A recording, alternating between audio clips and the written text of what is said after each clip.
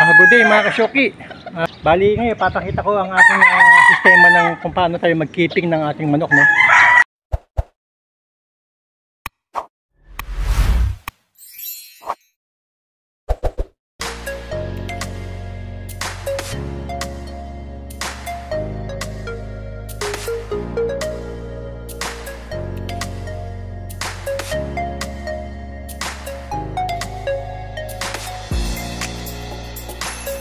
Kailangan ang ating mga manok ay hindi ito naiingayan, nakapagpapahinga ng mabuti. Ang sistema ko mga kasyoki ay ang ating mga panlaban ay tinatago ko sa likod. Meron tayong kakaw sa likod, nang sa ganun ng ating mga manok ay nakakapagpahinga. Pagdating ng laban, sila ay nakatulog ng maayos at hindi sila puyat, ano. Ito yung mga panlaban natin sa likod. Ayan sila. Naka-limber muna, no? Ngayon ipapahinga ko na yung ating mga manok dahil yung ating cockhouse ay nakahanda na. Konting painit lang, tapos ilagay na sa ating cockhouse. At dito ang sistema ko, ipapakita ko step by step. At siya nga pala dun sa sa aking pamaskong handog, ito ay pamimigay ko na mamaya-maya.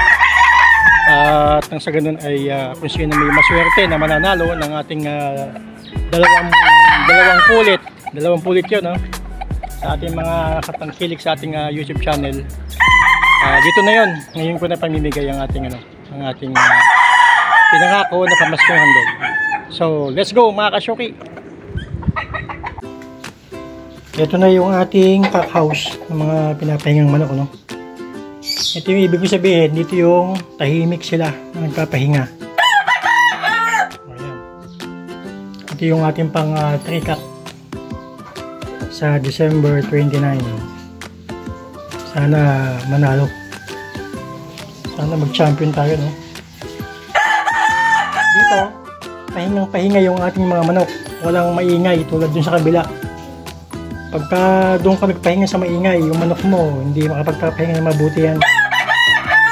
Dito, okay yan, relax sila, tahimik, malamig.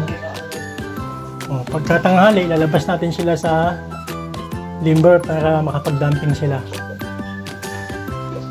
Yan ang ating cockhouse. May maliit tayong bodega dito. Okay, ito ngayon yung ating mga manok na pinapahamugan sa umaga. Kaninang alas 5, bago mag alas 5, nasa hamog na sila, no? Ayan, medyo madilim, di nyo makita. Madilim talaga, no? Hindi nyo maaninag. Andun sila. Doon sa liwanag naman. Ngayon ay 5:30 na. Papalakad tayo dito sa Guadas. Yan, sa liwanag. Ito ay panlaban bukas dahil ang ating laban ay derby, no? Derby times. So kailangan bukas ang laban ito. Magpapalakad tayo isa-isa. Bali, ito na yung ginagawa natin mga kasyoke, no? Bali, yung ating mga manok na to ay napahamugan na kaninang umaga. Alas 4:30 tayo nagpahamog. Tapos pagdating ng 5:30 tayo naman ay magpapalakad, no? 5 minutes lang napalakad dito sa liwagag. Nasanay lang ulit ang ating manok. Itong sistema ito ay ginagawa ko daily, 5 days na pointing. Ito ang ginagawa ko palagi tuwing umaga. Pahamog, palakad. Dahil bukas na ang laban nila, so kinuha natin ang kanilang mga timbang. Ito yung timbang nila, kinuha natin. Magaganda, sila ay buo ang katawan, magaang. Kaya yan ang ating isasubmit. Dito babawas pa tayo ng timbang sa kanila. Nang mamaya, tamang-tama dun sa ating submission weight na hindi tayo mababad weight, no? Ito ay ating ikakalkula doon sa ating ipapakain at saka hanggang bukas na ating ibibigay. Ito sistema ng lumalaban sa mga derby. Hindi ka basta-basta kuha lang ng kuha ng timbang, tapos wala kang hindi mo alam kung ano yung dapat mong gawin dyan, baka mabad weight ka pagka mali ang iyong kalkulasyon. Ito ang sistema na nagbigay ng panalo sa akin. Sana makatulong sa inyo mga kasyoki. Okay, nandito na sa aking kamay yung nanalo ng ating dalawang pulit na napakaganda, no? So sana ito ay gamitin mo sa iyong pagsimula, makadagdag sa iyong mga manok na pinapadami. Sana may maganda ka din na broadcast, no? Na sa ganun hindi masayang yung iyong pagpapalahi. At ito ay titiyakin ko sa iyo na maging anak nito ay magaganda at malalaki. So yan lang mga kasyoki, sa lahat ng mga subaybay sa ating YouTube channel. Tayo ay nung una tayo ay namigay na ng mga tryo, no? At saka namigay tayo ng yung pinakauna, namigay tayo ng isang bull stag at saka isang pulit. At ngayon naman, pamimigay na natin yung dalawang pulit sa maswerte na nakasubaybay sa ating channel at saka sa ating FB page na Panilok Game Farm. So, huwag kayong magsawa na mag-follow doon at i-share ang ating mga video. Kung sa ganyan naman mapanood ng iba at may matutunan sa ating mga ginagawa sa training, sa ating pagkondisyon, sa ganitong sistema ng ating passion, ang pag-aalaga ng manok malabo. So, ito na. Napakaswerte. Pasensya na kayo at hindi ko ito agad na i-announce dahil nung Pasko, busy tayo. Tayo ay wala dito sa bahay. At saka tayo ay may pinuntahan. Kaya hindi ko ito agad na i-post. Ganun pa man, ito na. Ang ating pamaskong handog sa ating tumatangkilik sa ating YouTube channel at sa ating FB page na Panilok Game Farm. So, ito ay lalaki. Talagang may pagkatanga ito. Lalaki to, baka mahilig din to sa pagmamanok kasi nakatbutok sa atin ito palagi. Maswerte siya, no? Kasi siya yung pinalag. So, hindi ko napapatagalin, no? Dahil ako yung may gagawin pa, dahil tayo ay sa pointing. At tayo ay sinusubaybayan natin yung ating manok na panlaban. Sana ito ay manalo, no? Kahit na maliitan lang na pusta, basta kahit wala akong pake kung ang ating kalaban big time o management. Yan kasi yung palagi kong nakakatapat. Kung hindi big time na magamanok, yung management ang nakakalaban natin palagi. Kalimitan talaga yan, kahit dumadayo ako Pampanga, dadayo akong Pangasinan, ang nakakalaban natin yung mga mismo nagpapasabong. Nakikita nila, hindi tayo taga doon, no? So, doon tayo binabangga. Isa taga Pampanga pa yung ating kalaban. Mga tayo din naman.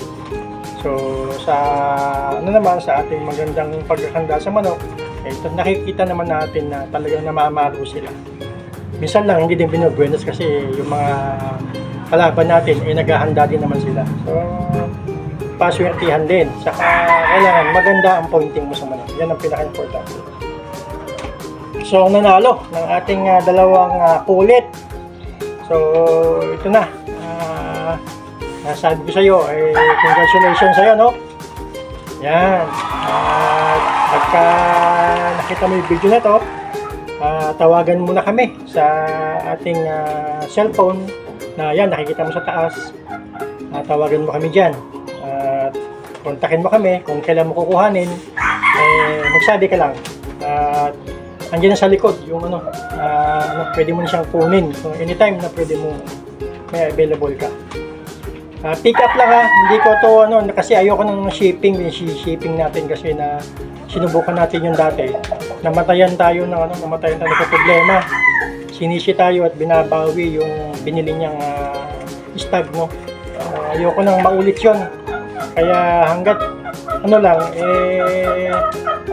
gusto ko yung pick up na lang dito sa aking manukan at saka na lang yung makakapili pa kayo ng gusto ninyong linyada at saka matitesting nyo sila.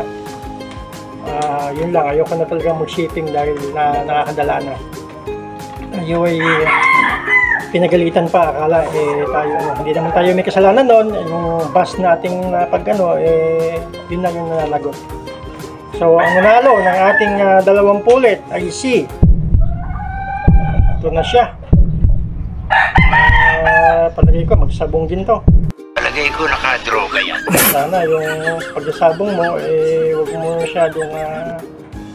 masyadong notodohan, no? Kung may pera ka, hinay-hinay lang. So, ito, magagamit mo to sa iyong pagmamanok. Okay, ito na. Ang nanalo ay si, saglit lang, silipin ko yung ating manok, baka ito hinihingal. Tayo nagbilad yung ating mga ating mga anak na ginagilak pa.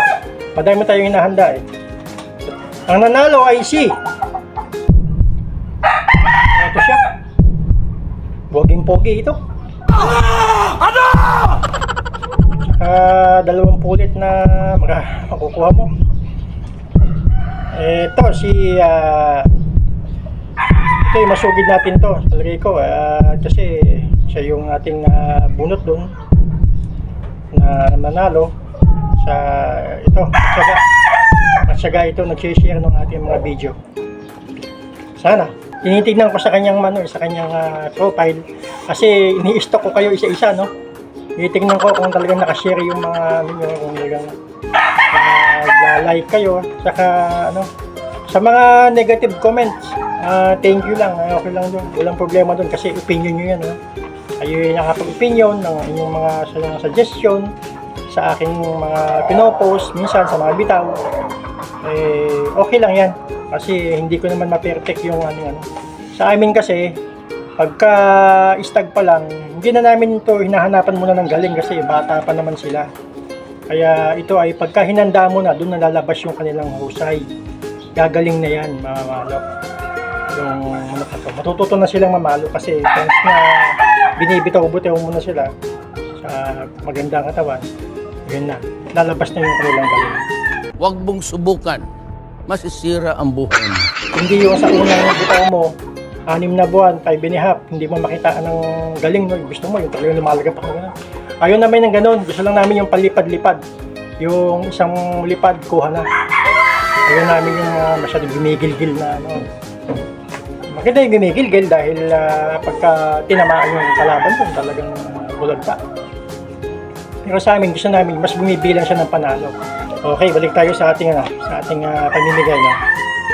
Ang nanalo ng ating 20 ulit ay si, good luck, si Justin Said Adolfo. Okay, Justin Said Adolfo, congratulations sa iyong 20 ulit. Ikaw ang nanalo dito. Ito ay deserve mo na manalo ng ating 20 ulit na pinamimigay. So sa lahat ng mga hindi pa pinalad, tutok lang kayo palagi. Dito lang naman tayo at willing tayo mag-share ng ating kaalaman sa pagmanok, sa ating mga video tips, sa ating mga pag-pointing, sa ating mga training method, na mga binibitaw natin, kung ito ba'y malakas na o gumaganda na. So yun lang. Ulitin ko, sa mga negative comment, okay lang sa akin yan. Na-accept ko yan kasi hindi naman tayo perfect na magamanok tayo ay nag-share lang sa mga kasamahan natin na gusto nung matuto, gustong makakita ng mga kung paano ginagawa na. Okay lang din yan. Sa mga good comment, thank you sa inyong lahat. Sa ating mga subscribers, no? Maraming salamat sa inyong lahat sa pagtangkilik sa ating channel, kahit na ito ay isang munting channel lang. Tayo naman ay natututo kahit paano.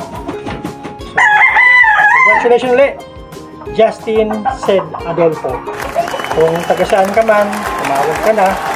Ayan, ulit, papakita ko ulit yung ating cellphone number na pwede mong kontakin, no? Sa akin yan. Tawagin mo ko dyan. Congratulations, Justin Said Adolfo.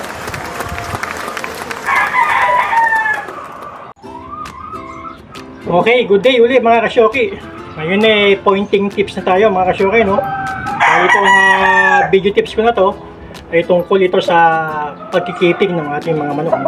Pinakita ko sa inyo kanina yung ating cock house at yung ating folding. Kailangan na ito ay malinis, na disinfect natin. Tapos yung kanilang importante, kapag nagpahinga tayo ng ating mga manok, kailangan wala dito sa ating manukan, wala dito sa kulungan. Kailangan yan, yung ating mga manok na panlaban na ipapahinga, kailangan ito ay nakatago na. Yung wala silang makikita mga manok na maingay, talagang sila lang yung nakakatulog kahit sa tanghali, makapagpahinga yan, makatulog yan. Dahil ang manok na pinapahinga, kailangan makapag-ipon niya ng lakas ng kanilang katawan. May pahinga nila dahil ito ay nabugbog natin sa ensayo na tayo sa bitaw. Ako kasi, mas ako sa bitaw Kahit daily nagbibitaw ako na, kaya lang ang pagbibitaw ko, 2 palo, 1 palo, awat ka agad. Ayoko nang bitaw na talagang kailangan pa makita mo na magbabakbakan ng gano'n. Ayoko ng gano'n. Kahit daily tayo magbitaw, at least 2 palo, 3 palo, okay na. At least yung manok natin, pagka bumangga sa taas, talagang yung kanilang paa ay ipinapalo sa kalaban. Nang sa ganon, masubukan nila kung paano masaktan. Pagdating sa tunay na laban, alam nilang ipalo ang kanilang paa. Hindi yung aangat, tapos ibabangga lang yung katawan, Hindi tayo mananalo pag ganun ating kaya tayo mas tayo sa pagbibitaw. Kaya yung ating pointing tips na ito ito na yung mahalaga na ginagawa natin. Pinakita ko nga yung pagkapahinga, Ngayon sa pointing tips naman, ako kasi 5 days kung ako ay magpahinga ng manok. Sa 5 days na yan, kailangan na papahinga ko na yung manok. Sa ganon, yung sakit ng katawan nila na sa bitaw, sa ensayo, sa training, sa pagpapakaskas mo, sa fly pen, sa running pen, gumanda yung kanilang katawan, Pwede na! Mawala yung sakit ng katawan nila. So, ang ginagawa natin sa day 1 ng so nakakiping na sila. Pagdating ng tanghali, nilalabas natin yan at saka natin inoobserbahan kung ang kanilang ipot ba ay maganda. Huwag mong subukan. Masisira ang buhay mo. So, pagkatanghali, magbibigay tayo ng kaunting saging na saba. Yun ang aking ginagawa, saging na saba. Tapos, pagdating ng hapon, idadamping ko sila uli. Nang sa ganun, makita ko uli yung ipot nila. Kung ito ba ay basa o kung ito ba ay tuyo o matitigas. Galing ha? Pagka matigas, i-adjust mo yung tubig. Pagka naman basa, i-adjust mo ulit yung tubig. Magbawas ka na ng moisture. Ako kasi pagka ganito, mula day 1 hanggang pagdating ng day 5 ng laban, talagang binabawasan ko na yung tubig sa katawan nila. Pero dahan-dahan lang, hindi ko binibigla. Ang binibigay kong pagkain ganito, yung nilagang itlog, yung saging na saba, yung binabad na mais, at saka kaunting pellet. Tapos nilalagyan ko yan ng yogurt. Pwede na! Kasi yung yogurt, yun yung naglilinis sa bituka ng ating manok. Kumbaga yung kanilang panunaw, mabilis malusaw ang kanilang kinakain, So naglalagay tayo ng yogurt. Yan yung aking pinapakain. Kung gaano kadami sa aking maintenance na feeding nila, sila hinahanda, ganoon din kadami, hindi ako nagbabawas. Magbabawas ka lang pagka day of the fight. Halimbawa, day of the fight na bukas ang laban, sa umaga, mga 20 na lang ang binibigay ko. Tinitimbang ko yan. 20 grams lang ang binibigay ko ang kanilang patuka. At pagdating doon, magbibigay na lang ako ng papitik-pitik ng kaunti. Kung depende, adjust sa laban. Kasi ang ating labanan ngayon ay derby.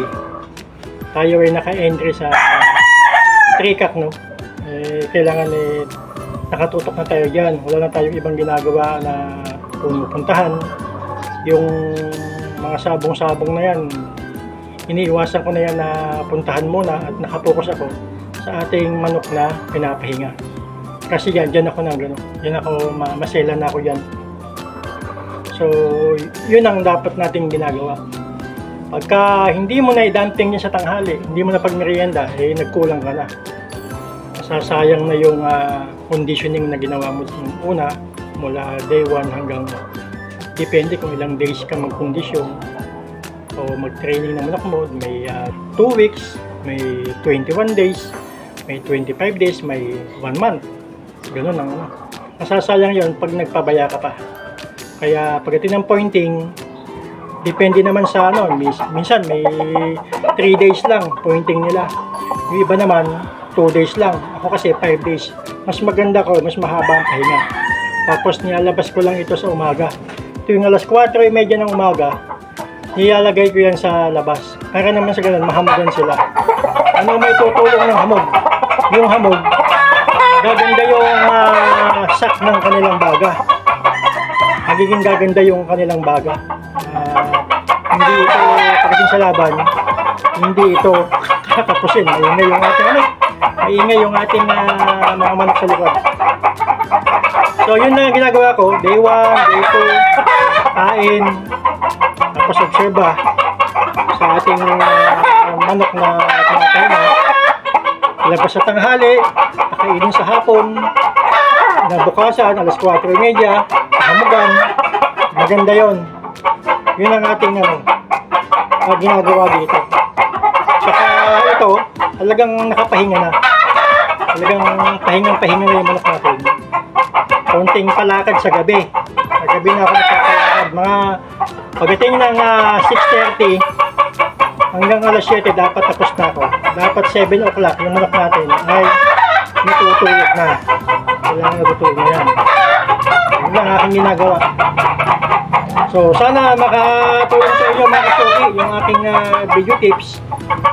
Ang feeding, ulitin ko sa inyo, ang feeding sa pinopointing nyo ay yung boiled egg, yung binabad na mais na may yogurt, talagay tayo ng yogurt, tapos yung pounding pellet, ang gamit natin natin yun, saka saging na saba. Umagat hapon yung ipakain ninyo, sapat na yun sa manok na hinahanda. At sa tubig naman, pagdating sa tubig, kapag ka ang hipo ninyo dito ay mabigat pa, ibig sabihin sa ilalim nito, matubig lang. Matipil naman ninyo eh. Kayo mismo yung humahawak ng manok ninyo. Pag mabigat sa ilalim, ibig sabihin matubig to. Bawas-bawas ka ng konti. Sa umaga, ang sa akin, sa umaga, ang binibigay ko, 5 dips na lang sa umaga. 5 dips na lang din sa hapon. Yun yung painom ko ng tubig. So, hindi ko naman masasabi na ito ang tama. Iba sistema. Hindi pwedeng yung sistema ko, kamukha ng sistema nila. Sa akin yun. Opinion ko yun na yung sistema ko, kung saan ako ipapanalo, yun kasi yung ginagawa ko. Depende na sa inyo kung ito ay inyong sundin, kung inyo yung gawin. Ito, ano yung ginagawa ko dito, yun yung ginagawa ko hanggang sa pagdating sa buwan. Sa last day nga pala, day of the fight, hindi na ako nagpapainom ng tubig. Iniiwasan ko ang tubig sa day of the fight. Ang binibigay ko na lang sa kanila yung saging at saka itlog na puti. Yun lang, kasi yung itlog na puti, yun na yung tubig ng manok. Yan. So, saka dapat may kayo ng mansanas na yung kasi mansanas, may tubig yan. Yun lang, sapat na yun na pagpatukan nila. Hindi mo na kailangan hanggang 1 to sawa na inom, no? Magiging malabsaman ako pagka 1 to sawa inom ng manok mo. So, sana nakatulong itong aking video tip sa inyo. Ito, keeping na to. 5 days ang aking keeping. Yun ang sistema ko. Iba-iba naman tayo ng ginagawa. Sana ito ay masundan din ng iba. Kung ano yung sistema naman ninyo, gawin lang ninyo. Pwede yung ituloy lang yung ginagawa ninyo kung saan kayo papanalo. Kaya lang ako ay dito ako nagpapanalo mga kasyoki. Ibinabahagi ko naman sa inyo yung aking kaalaman sa aking pointing. So, Okay. Basta lagi yung tatandaan, ang sabong, palagi nandyan lang. Pagka malas ka ngayon, yun yung sign na tumigil ka muna. Kapag naman nagpapangalo ka, yun yung sign na magtuloy-tuloy ka. Kasi, buenas ka sa mga panahon na. So, okay. Salamat mga kasyoki. Sa lahat ng mga bago lang sa aking YouTube channel, no? Pakisuportahan naman. At kung natulungan ka ng video na to, huwag kalimutang i-share, i-like, at mag-comment sa baba ng ating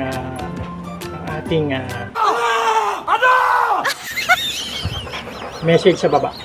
At saka congratulations nga pala doon sa sa nanalo ng 2 pulit yung aking in-announce kanina. So congratulations sa iyo. Sana yung gamit mo sa tama. Kung wala kang broadcast, meron akong available dito. Pwede mong gamitin na hindi na malayo ang iyong linyada. Hindi na maglayo yung kanilang yung family. Pwede mong pwede kong i-share din sa iyo yun. Kaya lang depende sa usapan. Depende sa usapan kung magugustuhan mo siya. Baldado lang yung kanyang kaliwa. Pero gusto namin siyang gamitin kasi maganda siya, mamalo. Siya yung sweater dome na aking tinatago.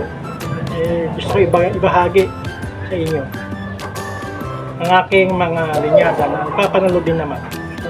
Bumabangga din sa mga nagmamanok at tinatalo nila yung mga manok na tayo palagi tayong tatapat sa mga management. Tulad ngayon, baka mamaya management na naman kalaban natin. Nung lumaban tayo sa Pampanga, management na kalaban. Lumaban tayo ng Pangasinan, management din ang kalaban. Dito sa Paniki Tarlac, kalimitan management ang nakakalaban ko. So hindi ko alam bakit ganoon. Pero sa awa ng Diyos, nananalo yung manok natin sa kanila. Nagpapanalo tayo. Ngayon may kayabangan to.